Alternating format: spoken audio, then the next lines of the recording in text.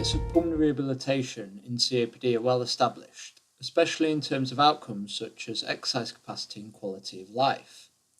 Research is now looking into the potential benefits of pulmonary rehabilitation in reducing healthcare use in COPD patients. A review by Moore et al. In 2016 has shown that pulmonary rehabilitation can reduce the risk of having a hospital admission for a COPD exacerbation, highlighting the potentially important role that both exercise and education play in reducing exacerbations in COPD. Unfortunately, the benefits of pulmonary rehabilitation in COPD have been shown to be short-lived. So now research trials are looking into the potential role of maintenance exercise classes following pulmonary rehabilitation. A recent systematic review has shown that supervised maintenance exercise programs following pulmonary rehabilitation can enhance the benefits on exercise capacity up to 6 months.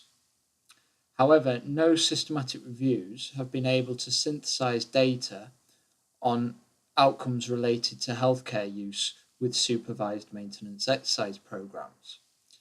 This review included 8 trials, 6 of which provided raw data for the meta-analysis. All of the included trials were randomized in design and compared a pulmonary rehabilitation plus supervised maintenance exercise program with pulmonary rehabilitation and usual care. The results show supervised maintenance exercise programs on top of pulmonary rehabilitation can further enhance the benefits in terms of healthcare use outcomes.